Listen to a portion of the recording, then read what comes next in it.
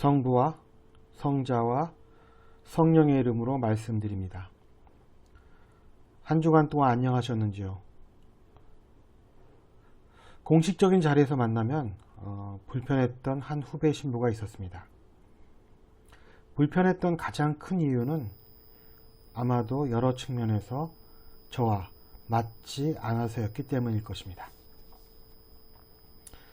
상대방을 제어하려고 억지를 부리는 모습도 불편했고,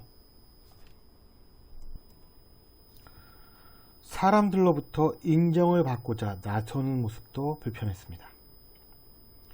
그래서 되도록 마주치지 않으려고 했지만 서로 얽히고 설키는 관계가 성직자 사이인 만큼 그것 역시 생각처럼 쉽지 않았습니다.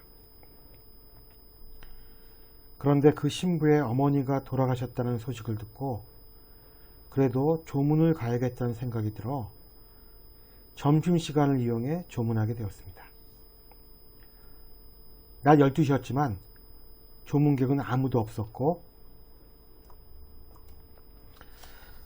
아내와 중학생인 딸 그리고 본인만이 빈소를 지키고 있었습니다. 그리고 화원도 거의 없었습니다. 아마도 지금까지 방문한 빈소 중에서 가장 초라한 곳 중에 하나가 아니었을까 하는 생각도 들었습니다. 덩그러니 셋만 서 있는 모습을 보고 안 됐다는 마음이 들기 시작했고, 마침 점심때라 둘이서 식사를 하게 되었습니다. 둘이 하는 식사도 처음이었고, 또한 후배 신부가 살아온 과정을 전혀 몰랐던 저였습니다. 그래서 저는 여러 가지를 묻게 되었습니다. 그러자 그는 아버지는 5살 때 어머니와 이혼한 후 가족들과 소식이 끊겼다고 말했습니다. 형제는? 이라고 묻자 자기 혼자밖에 없다고 대답했습니다. 6살 때부터 홀어머니와 둘이 살아온 모습이 제 눈앞을 스쳐갔습니다. 그리고 그 삶이 얼마나 힘들었을까 하는 생각이 들었습니다. 결국 제가 떠올린 단어는 외로움이었습니다. 저 또한 11살 때 아버지를 여의고 어머니 그리고 동생들과 살아온 기억이 떠올랐습니다. 이 사실 끝에 제 입에서 나온 말은 참 외롭게 살았네 였습니다. 그리고는 갑자기 이 친구가 측은하다는 마음이 들었습니다. 기질적인 문제도 있겠지만 어쩌면 사람들로부터 인정받고 사랑받는 것이 일생의 가장 큰 염원이자 숙제일 수도 있다는 생각이 들었습니다. 저는 대화 끝에 맥이 탁 풀린 것 같은 기분이 들었습니다. 그리고는 이런 예감도 갖게 되었습니다. 이 친구를 더 이상 미워하지 못하겠구나. 사람의 마음에 상대방이 한번 측은하다는 생각이 들면 미워하는 마음을 돌이키는 것도 쉽지 않겠다는 것. 그것이 제가 조문 후 깨달은 교훈이었습니다. 이후로 저는 그 후배를 자주 만날 일이 없었지만 혹시 만나게 되면 옛날만큼 불편하지 않았다는 사실을 말씀드리고 싶습니다. 이처럼 우리가 누군가에 대해 치근한 마음을 갖는 것이 어쩌면 우리로 하여금 미움이라는 감정에서 자유롭게 해줄 수도 있음을 깨닫게 되었습니다.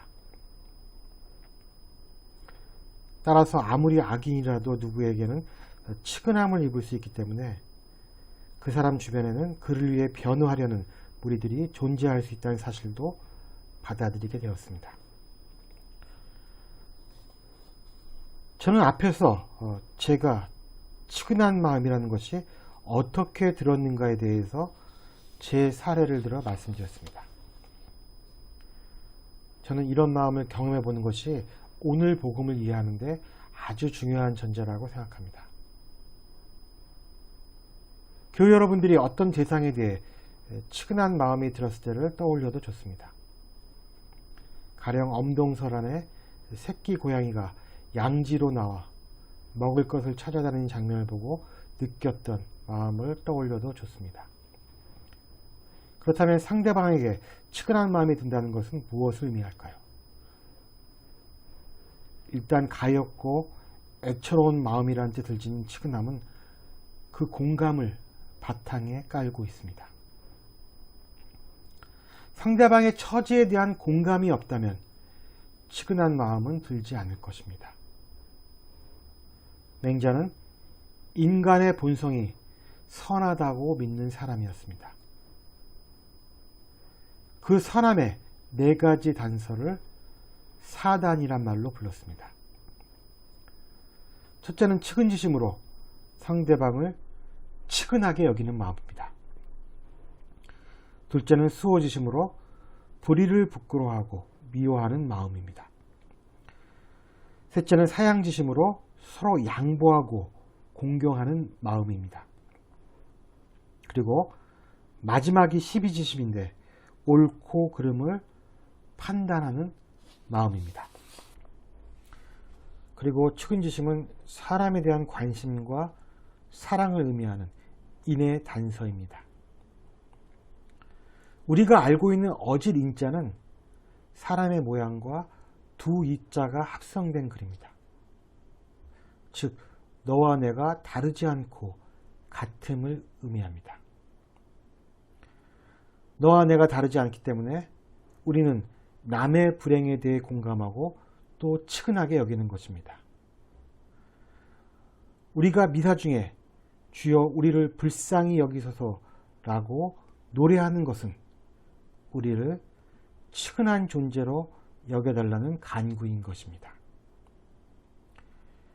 하나님이 이 세상을 이처럼 사랑하사 독생자를 주셨으니 이 문장을 하나님이 이 세상을 이처럼 측은하게 여기사로 바꾸어도 별 무리가 없는 표현인 것입니다. 그래서 저는 측은함 안에 사랑과 자비가 이미 포함되어 있다고 생각합니다. 인간에 대한 측은함 때문에 사람이 되어 오신 하나님 예수는 사람을 불쌍히 여겨 당신의 사랑을 마음껏 베풀어 주셨습니다. 오늘 우리가 읽은 복음은 너무나도 유명한 오병이어의 기적에 관한 이야기입니다. 물고기 2마리와 빵 5조각으로 남자 어른만 5,000명을 먹인 사건을 말합니다. 이 기적 사화의 원형이 되는 이야기는 구약 성서의 열왕기 하에 등장합니다. 열왕기와 4장에서 예언자 엘리사가 보리떡 20개와 햇곡식 이삭으로 100명을 먹인 사건입니다.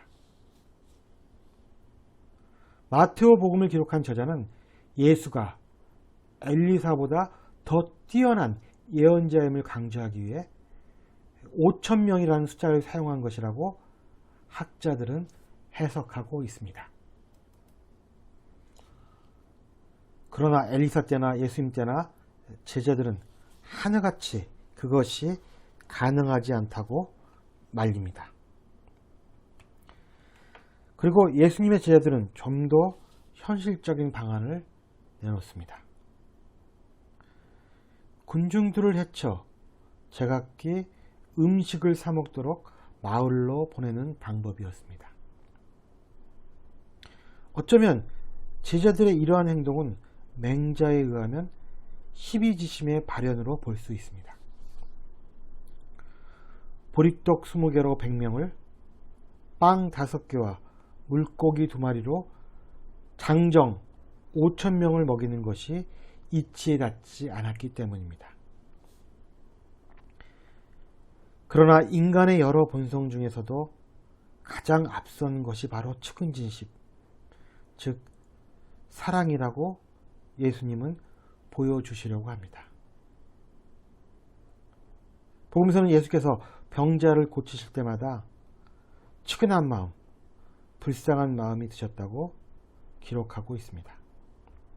오늘 복음에서도 예수님은 측은한 마음이 들어 군중들이 데려온 병자들을 고쳐주셨다고 말합니다. 다윗의 자손이여 저희에게 자비를 베풀어 주소서 라고 외치는 소경 두 사람에게 눈뜸의 기적을 베푼 것도 바로 이들을 측은하게 여겼던 마음에서였으며, 가까운 사이였던 나자로의 죽음 앞에서 눈물을 흘리셨던 것도 측은한 마음에서 비롯된 것입니다. 예수님은 당신의 말씀을 듣고자 모였으나 이제는 저녁이 되어 배가 고픈 수천 명의 군중들에게 역시 측은한 마음이 드셨습니다. 예수님은 이들을 돌려보내는 방법 대신 군중들을 풀이에 앉히시고 하늘을 우러러 감사의 기도를 드리셨습니다. 우리는 그 기도의 내용이 무엇인지는 알 수 없습니다. 그러나 결과는 그 기도가 끝난 후 빵을 떼어 사람들에게 나누어지고 남은 분량마저 12광주리에 가득 찼다는 내용입니다. 이 복음에 대해 일치하는 해석은 군중들이 이미 자신의 먹을 것을 준비해왔으며 그것을 나누기 시작하니 먹고도 남았다는 이야기입니다. 아마도 가장 현실적인 해석일 것입니다. 그러나 이러한 일이 이루어지기 위해서는 한 가지 전제가 필요합니다. 아마도 그 해답은 예수님의 기독 속에 포함되어 있지 않을까요? 저는 예수님의 기도를 이렇게 추측합니다.